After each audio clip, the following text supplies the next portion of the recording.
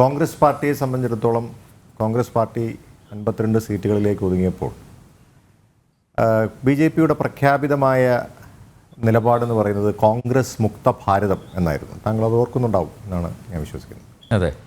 അപ്പോൾ കോൺഗ്രസ് ഇല്ലാതെ ഒരു ഭാരതം ഉണ്ടാക്കുക എന്ന പ്രഖ്യാപിത നയവും അത് ആവർത്തിച്ച് പ്രധാനമന്ത്രിയാണെങ്കിലും ശ്രീ അമിത്ഷാ ആണെങ്കിലും ബി ജെ പിയുടെ പ്രധാനപ്പെട്ട നേതാക്കന്മാരൊക്കെ തന്നെ രാജ്യം മുഴുവൻ പ്രചരിപ്പിച്ച ഒരു വലിയ അവരുടെ ഒരു അജണ്ട തന്നെയായിരുന്നു അത്. പക്ഷെ നമ്മൾ കാണുന്നത് ഓരോ തെരഞ്ഞെടുപ്പ് കഴിയുമ്പോഴും ഒരു ഭാഗത്ത് കോൺഗ്രസിനെ ഇല്ലായ്മ ചെയ്യാൻ എല്ലാ ശക്തിയും ഉപയോഗിച്ചുകൊണ്ട് ബി ജെ പി മുന്നോട്ട് പോയപ്പോൾ അധികാരത്തിൻ്റെ ശക്തി, മറ്റ് ഏജൻസികളുടെ ശക്തി, എല്ലാ തലത്തിലും ഈ തെരഞ്ഞെടുപ്പ് സാധാരണഗതിയിൽ നമ്മൾ പറയാറുണ്ട് ഒരു തെരഞ്ഞെടുപ്പ് ഫ്രീ ആൻഡ് ഫെയർ ഒരു ഇലക്ഷൻ ആയിരിക്കണമെന്നുള്ളത്. നമ്മളൊന്ന് പരിശോധിച്ചാൽ അറിയാം എത്രത്തോളം ഫ്രീ ആയിരുന്നു, എത്രത്തോളം ഫെയർ ആയിരുന്നു. തെരഞ്ഞെടുപ്പുകളിൽ അല്ലെങ്കിൽ തെരഞ്ഞെടുപ്പ് സമയത്ത് കോൺഗ്രസ് പാർട്ടിയോട് ഇൻകം ടാക്സ് കൊടുക്കുന്ന കാര്യത്തെ അടക്കമുള്ള കാര്യങ്ങൾ അതൊക്കെ നമ്മൾ പലതവണ ചർച്ച ചെയ്തിട്ടുള്ളതാണ്.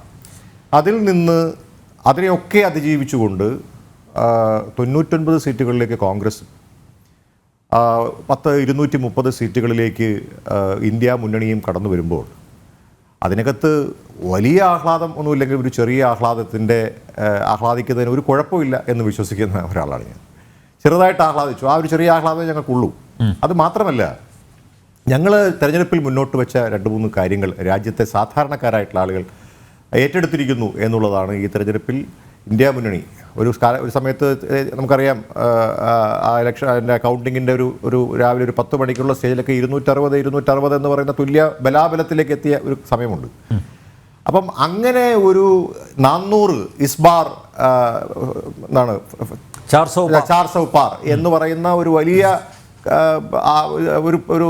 ഒരു അജണ്ട മുന്നോട്ട് വെച്ചുകൊണ്ടാണ് ബി ജെ പി മുന്നോട്ട് പോകുന്നത്. ഞങ്ങളാരുമല്ല, രാജ്യത്തിൻ്റെ പ്രധാനമന്ത്രി എല്ലാ തെരഞ്ഞെടുപ്പ് വേദികളിലും പ്രഖ്യാപിച്ചത് ഇസ്ബാർ 400 പാർ എന്നുള്ളതാണ്. ഒരുപാട് തവണ പലരെയും കൊണ്ട് പറയിച്ചു. അവിടെ ഉണ്ടായിരുന്ന ബി ജെ പിയുടെ പ്രധാനപ്പെട്ട അണികളെ ഒക്കെ കൊണ്ട് അദ്ദേഹം 400 400 പാർ പറയിച്ചതൊക്കെ നമ്മൾ ടി വിയിലൂടെ കണ്ടതാണ്. അതിൽ നിന്ന് ഇപ്പോൾ കാണുന്നത് നിതീഷ് കുമാറിനെയും അതോടൊപ്പം തന്നെ നമുക്കറിയാവുന്നതുപോലെ ചന്ദ്രബാബു നായിഡുവിൻ്റെയും സഹായത്തിന് വേണ്ടി അവരുടെ കത്തുകൾക്ക് വേണ്ടി കാത്തു നിൽക്കുന്ന ബി ജെ പിയുടെ ഒരു കാഴ്ച രാജ്യത്ത് കാണുമ്പോൾ ഇല്ല അതൊക്കെ കഴിഞ്ഞു. അല്ല, അത് ആയിക്കോട്ടെ, അതൊക്കെ കഴിഞ്ഞു.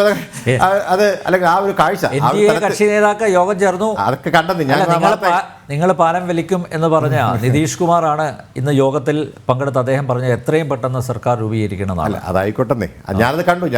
അതിന്റെ കണ്ടതിന് ശേഷമാണ് ഈ ചർച്ചയിൽ പങ്കെടുക്കുന്നത്. അപ്പം അങ്ങനെ ഒരു കാഴ്ചയെക്കുറിച്ചാണ് ഞാൻ പറഞ്ഞത്. അങ്ങനെ ഒരു കാഴ്ച പോലും ഇപ്പോൾ പത്രങ്ങൾ, ഇപ്പോൾ താങ്കൾ പറഞ്ഞ പോലെ കേരളത്തിലെ പത്രങ്ങൾ മാത്രമല്ല രാജ്യത്തെ മാധ്യമങ്ങൾ റിപ്പോർട്ട് ചെയ്തത് ചരിത്രത്തിൽ ആദ്യമായിട്ടാണ് NDA യോഗം 1 മണിക്കൂർ കൂടുന്നതാണ്. അതിനു മുമ്പ് NDA യോഗം കൂടിയിട്ടില്ല, ഞാനല്ല റിപ്പോർട്ട് ചെയ്തത്, മാധ്യമങ്ങളാണ് റിപ്പോർട്ട് ചെയ്തത്. അപ്പോൾ അതിനകത്ത് അങ്ങനെ ഒരു തലത്തിലേക്ക് BJP എത്തിക്കുവാൻ രാജ്യത്തെ ജനങ്ങൾ, ഞങ്ങൾക്കല്ല രാജ്യത്തെ ജനങ്ങൾക്കാണ് ഞാൻ ആ ക്രെഡിറ്റ് കൊടുക്കാൻ ആഗ്രഹിക്കുന്നത്. രാജ്യത്തെ ജനങ്ങൾക്ക് സാധിച്ചു എന്നുള്ളത് രാജ്യത്തെ ജനങ്ങളെ അഭിനന്ദിക്കുവാൻ നമ്മൾ ഈ സ്വരം ഉപയോഗിക്കുകയാണ്. അവിടെയാണ് പറഞ്ഞത്. ഇപ്പോൾ ഇന്നലെ അനിൽ പറഞ്ഞല്ലോ, ഇതിപ്പം മാധ്യമങ്ങൾ പറഞ്ഞാണ് ഞങ്ങൾ എന്താണ് ഇന്ത്യ സർക്കാർ രൂപീകരിക്കും എന്നുള്ളത്.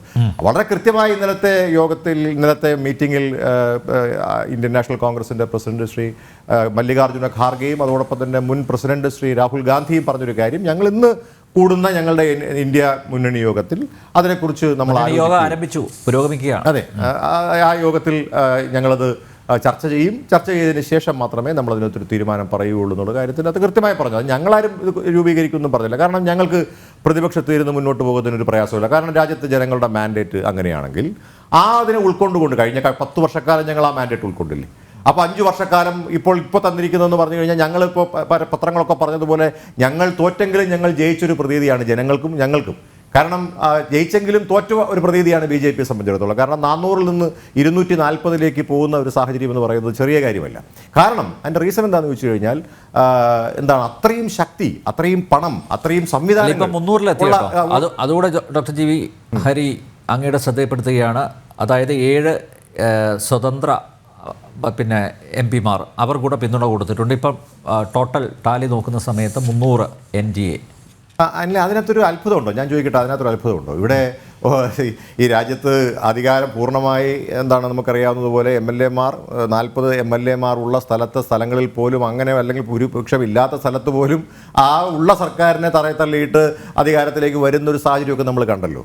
അപ്പം അങ്ങനെയുള്ള ഒരു രാഷ്ട്രീയ പാർട്ടിയെ സംബന്ധിച്ചിടത്തോളം ആ രാഷ്ട്രീയ പാർട്ടിക്ക് ഇപ്പോൾ ഒരു 300 സീറ്റിൽ എത്താൻ, പ്രത്യേകിച്ച് അവർക്ക് അവരുടെ മുന്നണിക്ക് തന്നെ എന്താണ് 272 എന്ന് പറയുന്ന മാജിക് നമ്പർ അതിന് മുകളിലേക്ക് വരുമ്പോൾ പിന്നെ അതൊന്നൊരു വലിയൊരു കാര്യമായിട്ടൊന്നും ഞാൻ കാണുന്നില്ല. പക്ഷേ ഇവിടെ നമ്മൾ കാണേണ്ട ഒരു പ്രധാനപ്പെട്ട കാര്യം ഞാൻ ഇത്രയേ ഉള്ളൂ, നമ്മുടെ രാജ്യത്തിൻ്റെ ഭരണഘടനയെ നമ്മുടെ രാജ്യത്തിൻ്റെ ജനങ്ങളെയും നമ്മൾ ഒരു കാരണവശാലും എന്താണ് അവരെ നമ്മൾ എന്താണ് പുച്ഛിക്കാൻ പാടില്ല, അല്ലെങ്കിൽ അവരെ നമ്മൾ കുറച്ച് കാണാൻ പാടില്ല എന്നുള്ള വലിയൊരു സന്ദേശം നമ്മുടെ രാജ്യത്തെ ജനങ്ങൾ ഈ തെരഞ്ഞെടുപ്പ്. അല്ല, പക്ഷേ രാജ്യത്തെ താങ്കൾ പറയുന്ന ഈ ജനങ്ങൾ ആഗ്രഹിച്ചത് വീണ്ടും NDA അധികാരത്തിലെത്തണം എന്നല്ലേ? ആ ഒരു മാൻഡേറ്റ് അല്ലേ ഏൽപ്പിച്ചിരിക്കുന്നത്? അല്ല, ഞാൻ പറയട്ടെ, ഇപ്പോൾ നമ്പേഴ്സ് നമ്മൾ നോക്കുകയാണെങ്കിൽ അതിനകത്തൊരു സംശയമില്ല, അങ്ങനെ ഒരു മാൻഡേറ്റ് ആണ് കിട്ടിയിരിക്കുന്നത്. അതിനകത്ത് നമുക്ക് കുറ്റം പറയുന്നില്ല, നമ്മൾ അതിനെ കുറ്റപ്പെടുത്തുന്നില്ലല്ലോ.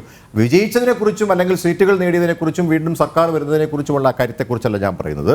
ഇസ്ബാർ 400 എന്ന് പറയുന്ന ആ ഒരു തലത്തിൽ നിന്ന് നമ്മൾ 200 അല്ലെങ്കിൽ ഒരു മാജിക് നമ്പറിലേക്ക് എത്താനുള്ളൊരു പെടാപ്പാട്, പ്രത്യേകിച്ച് കഴിഞ്ഞ 10 വർഷക്കാലം രാജ്യം ഭരിച്ച എല്ലാ സംവിധാനങ്ങളും കയ്യിലുള്ള ഒരു രാഷ്ട്രീയ പാർട്ടിക്കും, നിങ്ങൾ നേരത്തെ സൂചിപ്പിച്ചതുപോലെ ഈ രാജ്യത്ത് നിന്ന് തന്നെ ഇല്ലാതാക്കാൻ, കോൺഗ്രസിനെ ഇല്ലാതാക്കാൻ ശ്രമിക്കുന്ന, ഇല്ലാതാകും എന്ന് പറഞ്ഞുകൊണ്ടിരിക്കുന്ന വെറും 52 MP-മാർ മാത്രമുള്ള വലിയ ശക്തനല്ലാത്ത അല്ലെങ്കിൽ ശക്തനല്ലെന്ന് നിങ്ങൾ അവകാശപ്പെടുന്ന നേതാക്കന്മാരുള്ള കോൺഗ്രസ് പാർട്ടിക്ക് ഈ തരത്തിൽ ഇന്ത്യ മുന്നണിക്ക് NDA വിറപ്പിക്കാൻ കഴിഞ്ഞുവെന്ന് പത്രങ്ങൾ റിപ്പോർട്ട് ചെയ്യുന്ന തലത്തിലേക്ക് പോയിട്ടുണ്ടെങ്കിൽ അതിനകത്ത് ഒരു സന്തോഷം, അതിനകത്തൊരു വേറെ തരത്തിലുള്ള പറയുന്നത്, ഒരു സന്തോഷം ഞങ്ങൾക്കുണ്ട്. അല്ല, നിങ്ങളുമായിട്ട് സഹകരിക്കാതിരുന്ന മമതയെ കൂടി കൂട്ടിയാണ് ഇപ്പോൾ ഇത്രയും വലിയൊരു സംഖ്യയിലേക്ക് എത്തിയിരിക്കുന്നത്. അതുകൊണ്ട് ഞങ്ങളുടെ മുന്നണിയിൽ ഉണ്ടായിരുന്നാണല്ലോ, ഇല്ലെന്ന്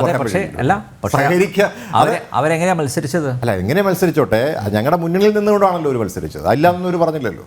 പല കാരണങ്ങൾ, അതിപ്പോൾ ഞാൻ പറഞ്ഞല്ലോ, ഞങ്ങളൊരു വലിയേട്ടൻ മനോഭാവം ഒന്നും ഒരിടത്തും ഞങ്ങൾ സ്വീകരിച്ചിട്ടില്ല. ഞങ്ങളെ സംബന്ധിച്ചിടത്തോളം പല സീറ്റുകൾ ഞങ്ങൾ കഴിഞ്ഞ ചർച്ചയിലും അതിനറിയാമല്ലോ, ഞാൻ പറഞ്ഞതാണ്, പല സീറ്റുകൾക്കും വിട്ടുവീഴ്ച ചെയ്തുകൊണ്ട് തന്നെയാണ് ഇത്തവണ തെരഞ്ഞെടുപ്പ് ഞങ്ങൾ പോയിട്ടുള്ളത്. ഞങ്ങളെ സംബന്ധിച്ചിടത്തോളം ഞങ്ങൾ മുന്നോട്ട് വെച്ചിട്ടുള്ള അജണ്ടയ്ക്ക് വിട്ടുവീഴ്ചകൾ ആവശ്യമാണ്. ആ വിട്ടുവീഴ്ചകൾക്കനുസരിച്ച് തന്നെയാണ് കാര്യങ്ങൾ ചെയ്തിട്ടുള്ളത്.